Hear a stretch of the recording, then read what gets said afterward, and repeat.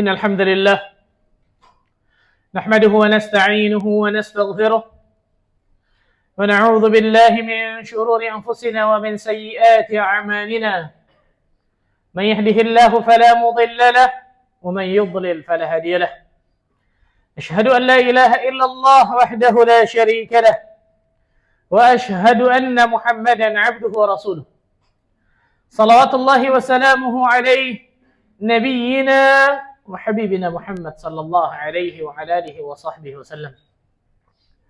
قال الله تعالى في كتابه الكريم: يا أيها الذين آمنوا اتقوا الله حق تقاته ولا تموتن إلا وأنتم مسلمون. يا أيها الناس اتقوا ربكم الذي خلقكم من نفس واحدة وخلق منها زوجها وبث منهما رجالا كثيرا ونساء واتقوا الله الذي تساءلون به والأرحام إن الله كان عليكم رقيبا. يا أيها الذين آمنوا اتقوا الله وقولوا قولا سديدا يصلح لكم أعمالكم ويغفر لكم ذنوبكم ومن يطع الله ورسوله فقد فاز فوزا عظيما. أما بعد فاعلم أيها الناس وإن أصدق الحديث كتاب الله وخير الهدى هدى محمد صلى الله عليه وعلى آله وصحبه وسلم وشر الأمور محدثاتها فإن كل محدثة بدعة وكل بدعة ضلالة وكل ضلالة في النار. Ma'asyarul muslimin sidang Jumat rahimakumullah. Dalam sebuah hadis yang sahih yang diriwayatkan Imam Al-Bukhari dalam kitab sahihnya dari sahabat Abu Hurairah radhiyallahu anhu, ada seseorang menjumpai Nabi sallallahu alaihi wasallam kemudian meminta nasihat kepada Nabi sallallahu alaihi wasallam. Ya Rasulullah sallallahu alaihi wasallam, ausini. Wahai Rasul sallallahu alaihi wasallam, nasihati aku. Maka Rasul sallallahu alaihi wasallam mengatakan, la taghdab, jangan engkau marah. Faradda miraran, orang itu kembali berulang kali meminta nasihat kepada Nabi sallallahu alaihi wasallam. Kemudian Rasul sallallahu alaihi wasallam berulang kali mengatakan, la taghdab, jangan marah. Para ulama di antaranya Al-Hafidh Ibnu Hajar Al-Asqalani di dalam kitabnya Fathul Bari, dan juga Syekh Muhammad bin Shalih Al-Utsaimin dalam kitabnya Syarah Riyadhus Shalihin menjelaskan apa yang dimaksud dengan kata-kata Nabi la taghdab di sini. Ternyata nanti kita akan sebutkan ada 5 makna. Tapi sebelumnya ikhwan, kita akan sebutkan apakah semua amarah itu tercela atau tidak.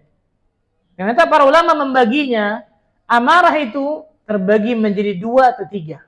Sebagian ulama membaginya 2, sebagian ulama membaginya 3. Amarah yang pertama atau jenis marah yang pertama adalah marah yang terpuji. Loh, ada marah yang terpuji? Ada, kata para ulama. Kapan itu? Marah karena Allah. Apa yang dimaksud marah karena Allah? Marah ketika terjadi pelanggaran terhadap syariat Allah dan Rasulnya. Ini marah yang terpuji, ikhwan. Ini marahnya Nabi Muhammad SAW. Ketika terjadi pelanggaran terhadap syariat Allah dan Rasulnya, Rasul sallallahu alaihi wasallam marah.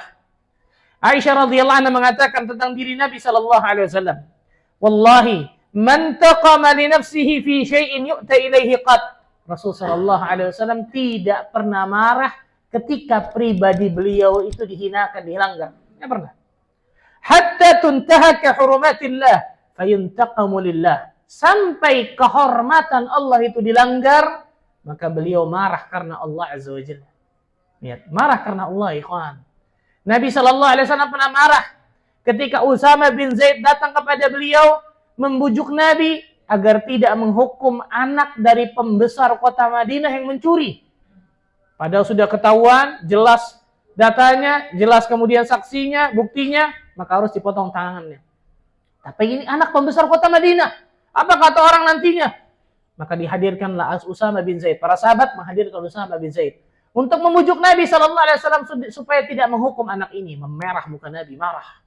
Kenapa? Terjadi pelanggaran terhadap syariat Allah dan Rasulnya. Berkhutbah langsung Nabi di hadapan para sahabat.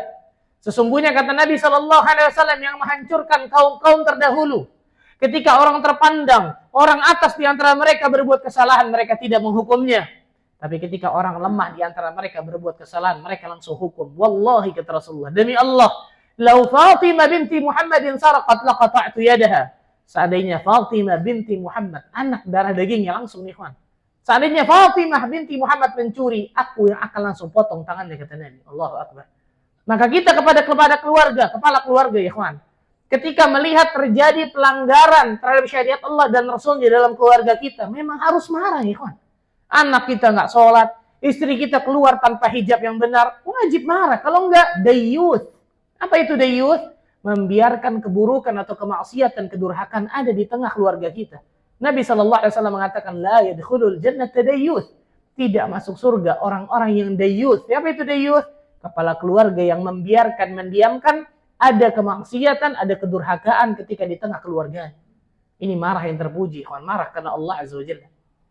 Marah yang kedua kebalikannya, marah yang tercela. Marah bukan karena Allah, marah karena sebab sesuatu yang diharamkan dalam syariat. Marah karena kesombongan, marah karena fanatisme golongan, dan marah-marah yang lainnya, ikhwan. Ini jelas marah yang tercela luar biasa. Dan sebagian ulama menambahkan yang ketiga, marah yang hukum asalnya itu mubah. Apa itu mubah? Boleh hukum asalnya. Apa itu? Ini fitrah, tabiat dasar manusia. Ketika manusia dihinakan, dia marah. Ketika manusia dizalimi, dia marah. Ini boleh, kata para ulama. Secara hukum asalnya boleh. Tapi jelas memaafkan jauh lebih baik. Kenapa? Karena bisa jadi seseorang awalnya marahnya mubah, boleh. Tapi berubah menjadi marah yang haram ketika dia melampiaskan amarahnya dengan cara yang salah. Maka para ulama mengatakan marah yang mubah ini, walaupun hukum asalnya mubah, ketika orang menyakitinya, ketika orang menzaliminya, ketika orang menghinakannya, dia boleh marah. Tapi jelas memaafkan jauh lebih baik, kata para ulama. Ini yang kata Nabi SAW, la taghdab. Yang kedua dan yang ketiga, marah yang tercela dan marah yang mubah ini, jangan kau marah. Nah, para ulama mengatakan di antara Al-Hafidz Ibnu Hajar Al-Asqalani, beliau mengatakan makna Nabi SAW mengatakan la taghdab ada beberapa makna. Ada 5 makna paling tidak.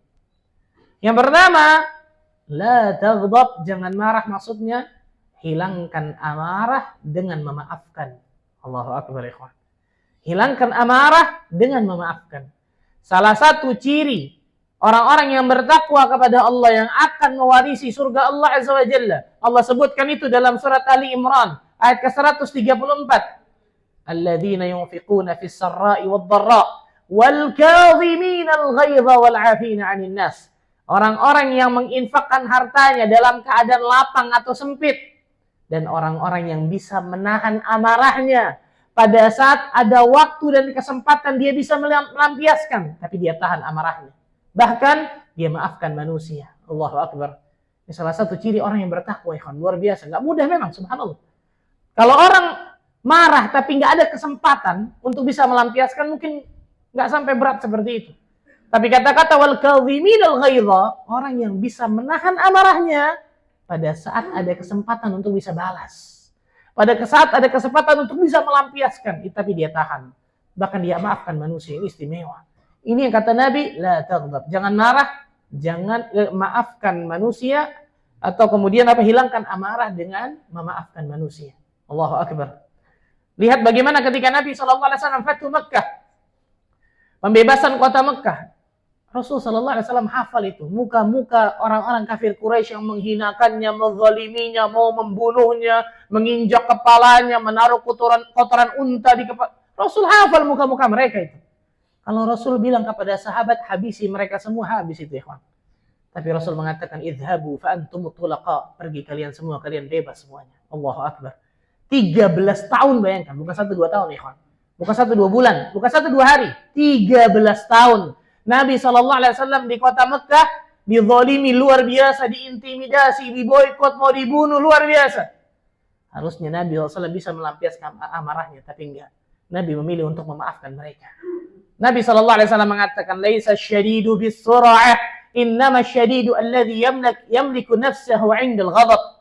Orang yang kuat itu bukan orang yang kuat bergulat, bukan orang yang kuat bertengkar, berkelahi, bukan. Tapi orang yang kuat adalah orang yang bisa menahan hawa nafsunya ketika dia dalam keadaan marah. Itu orang yang kuat. Kenapa betapa banyak ketika dia melawan orang lain, menang terus, Masya Allah. Tapi untuk melawan diri sendiri ternyata kalah. Makna pertama, la taghdab. Makna kedua kata para ulama, la taghdab. Jangan marah, maksudnya apa? Jangan mudah marah.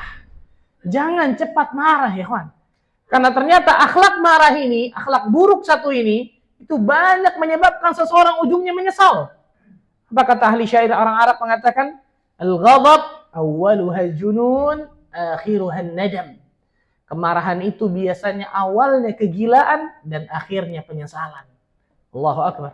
Orang-orang yang marah terkadang melakukan hal-hal di luar kontrolnya, emosinya nggak bisa dia kendalikan luar biasa, sehingga melakukan perbuatan-perbuatan yang kalau orang lihat ini perbuatan orang gila ini. Yang ujung-ujungnya apa? An-nadam, menyesal. Berapa banyak kita lihat kepala keluarga yang hancur berantakan membina keluarganya luar biasa bertahun-tahun karena kemarahan yang ternyata tidak bisa dikendalikan. Jangan mudah marah. Jangan cepat marah. Makna yang ketiga lah, kata para ulama, adalah jauhi sebab-sebab kemarahan. Ketika kita mengetahui sebab-sebab ini bisa menjadikan diri kita nggak bisa menahan emosi kita, bisa marah, jauhi sebab-sebab kemarahan tersebut. Ini makna ketiga. Makna yang keempat disebutkan oleh para ulama, la taghdab, jangan marah. Hilangkan sifat sombong, karena itu adalah sebab kemarahan terbesar. Orang ketika marah ya kawan, biasanya dinasehati orang nggak nerima itu. Istighfar. Ta'awud, ingat sama Allah. Lihat, apa itu sombong? Menolak kebenaran yang sampai kepadanya, meremehkan manusia. Maka sebagian ulama menyebutkan makna la taghdab, ini menarik luar biasa. Hilangkan sifat sombong karena itulah sebab kemarahan terbesar. Allahu Akbar. Dan yang terakhir, yang kelima, makna la taghdab, jangan melampiaskan amarah dengan cara yang salah. Yakni jangan menuruti amarah yang salah tersebut. Yang saya katakan tadi, awalnya mungkin marah yang mubah, tapi berubah menjadi marah yang haram. Orang ketika dihinakan awalnya membalas menghinakan, bahkan dia balas melebihi menzalimi orang tersebut, bahkan bisa membunuh orang itu. Hati-hati. Maka jangan melampiaskan amarah dengan cara yang salah. Ini 5 makna disebutkan oleh para ulama, di antaranya Al-Hafidz Ibnu Hajar Al-Asqalani dalam kitabnya Fathul Bari. Barakallahu lakum fil Qur'anil azim. Aqulu qouli hadza astaghfirullah li wa lakum.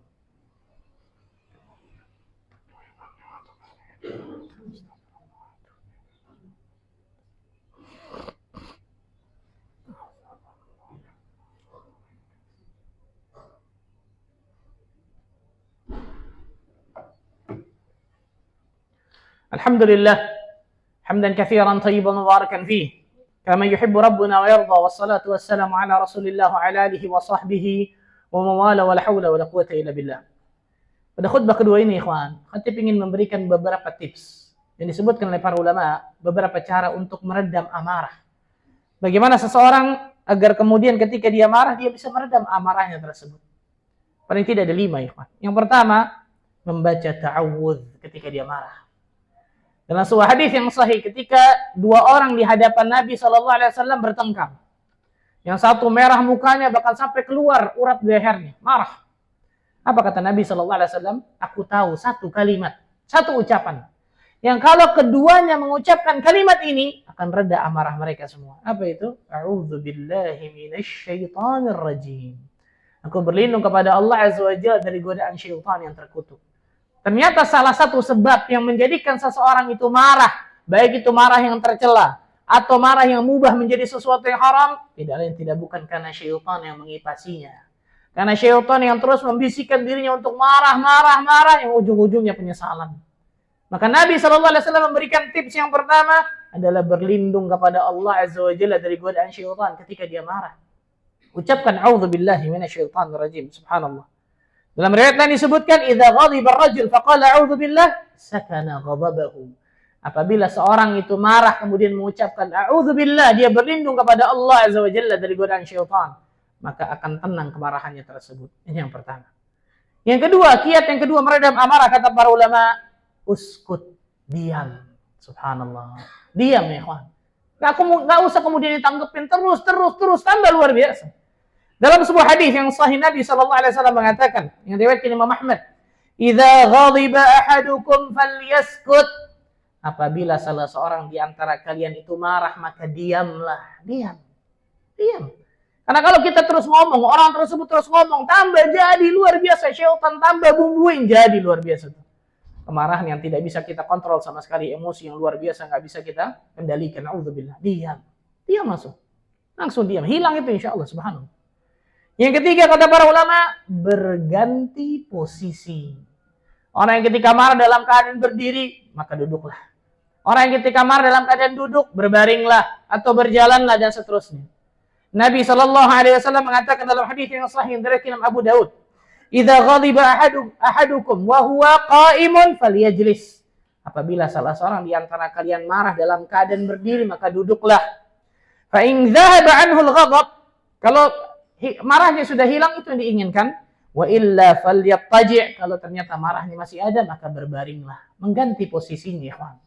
Ketika dia berdiri, duduk, duduk, berbaring. Berbaring bisa jadi berjalan dan seterusnya, berganti posisinya. Agar syaitan tidak membisikkan dirinya di tempat itu terus tuh, subhanallah. Yang menjadikan dirinya marah tidak terkendali. Yang keempat kata para ulama adalah mengambil air wudu, berwudu. Subhanallah. Ketika seorang marah, maka wudu. Yang lebih terbaik wudu kemudian salat, itu paling terbaik, luar biasa. Dalam sebuah hadis yang sahih, yang hasan riwayat Imam Abu Daud, "Innal ghadab minasyaitan." Sesungguhnya kemarahan itu datangnya dari syaitan. Marah yang mana ini? Marah yang tercela dan bisa jadi marah yang mubah yang berubah menjadi yang haram. Wa inna syaitana khuliqa minan nar, dan syaitan itu diciptakan dari api, kata Nabi. Wa inna ma tudfi'un nar bil ma, dan jelas api itu dipadamkan dengan air. Wa idza ghadiba ahadukum falyatawadda, kalau salah seorang di antara kalian itu marah maka berwudulah, kata Nabi sallallahu alaihi wasallam. Berwudu, falyatawadda, subhanallah. Dan yang terakhir, yang kelima, kata para ulama, kiat agar memendam amarah, ingat tentang janji dan ancaman. Janji apa? Janji dari Allah dan Rasulnya bagi orang-orang yang bisa menahan marah, motivasi ini, dan ancaman bagi orang-orang yang marah yang gak bisa mengendalikan amarahnya. Ini luar biasa nih. Janji dari Allah tadi contohnya. Allah Azza wa Jalla memasukkan mereka ke dalam orang-orang yang bertakwa yang akan mewarisi surga. Di dalam surat Ali Imran ayat 134. Wal kadhimina al-ghaidha wal 'afina 'anil nas. Dalam hadis dikatakan, barang siapa orang-orang yang bisa menahan amarahnya, padahal dia bisa melampiaskan amarahnya tersebut, da'ahu Allahu 'ala ru'usil khalaiq yaumil qiyamah. Allah akan memanggil orang ini nanti di hari kiamat di hadapan seluruh makhluk. Kemudian orang ini diperintahkan atau disuruh untuk memilih bidadari mana saja yang dia inginkan. Dan bidadari adanya di surga, ikhwan. Maksudnya apa? Bagi orang-orang yang bisa menahan amarahnya, surga Allah. Dalam hadis yang lain diriwayatkan Imam Tabrani, la taghdab wa lakal jannah. Jangan engkau marah, maka bagimu surga. Ingat tentang ini, keutamaan bagi orang-orang yang bisa menahan amarahnya. Janji yang Allah dan Rasulnya berikan. Atau sebaliknya, mengingat ancaman. Bagi orang-orang yang nggak bisa mengendalikan amarahnya dengan benar, ancamannya luar biasa. Salah satunya Abu Darda radhiyallahu anhu mengatakan, aqrabu ma yakunu al-'abdu min ghadabillah idza ghadab. Sedekat-dekatnya seorang hamba dengan kemurkaan Allah ketika dia dalam keadaan marah. Karena ketika dia dalam keadaan marah, bisa berbuat sesuatu yang dimurkai Allah, bisa menzalimi orang, bisa membunuh orang, bisa berbuat keburukan. Sedekat-dekatnya kemurkaan Allah kepada orang, kepada hamba, adalah ketika hamba itu dalam keadaan marah. Itu ancaman luar biasa, ikhwan. Semoga Allah Azza wa Jalla jaga diri kita dari berbagai macam keburukan. Semoga Allah Azza wa Jalla selalu jaga diri kita dari berbagai macam mara bahaya. Allah berikan kepada diri kita keistiqomahan di jalan Allah Azza wa Jalla. Dan semoga kalaupun kita marah, semoga Allah jadikan kita marah-marah yang pertama seperti marah Nabi sallallahu alaihi wasallam, marah yang terpuji. Barakallahu fikum. Allahumma shalli ala Muhammad wa ala ali Muhammad kama shallaita ala Ibrahim. Wa barik ala Muhammad wa ala ali Muhammad kama barakta ala Ibrahim fil alamin innaka Hamidum Majid. اللهم اقسم لنا من خشيتك ما تحول به بيننا وبين معصيتك ومن طاعتك ما تبلغنا به جنتك ومن اليقين ما تهون به علينا مصائب الدنيا ومتعنا اللهم بأسماعنا وأبصارنا وقواتنا أبدا ما أبقيتنا واجعله الوارث منا واجعل ثأرنا على من ظلمنا وانصرنا على من عادانا ولا تجعل مصيبتنا في ديننا ولا تجعل الدنيا أكبر همنا ولا مبلغ علمنا ولا إلى النار مصيرنا واجعل الجنة هي دارنا وقرارنا ولا تسلط علينا بذنوبنا من لا يخافك فينا ولا يرحمنا برحمتك يا أرحم الراحمين. اللهم اغفر للمسلمين والمسلمات والمؤمنين والمؤمنات الأحياء منهم والأموات إنه سميع قريب مجيب الدعوات يا قاضي الحاجات.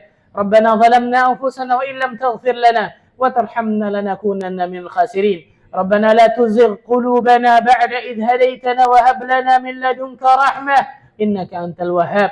اللهم أرنا الحق حقا وارزقنا اتباعه وأرنا الباطل باطلا وارزقنا اجتنابه. اللهم إنا نعوذ بك من جهد البلاء ودرق الشقاء وسوء القضاء وشماتة الأعداء. اللهم إنا نعوذ بك من زوال نعمتك وتحول عافيتك وفجاءة نقمتك وجميع سخطك.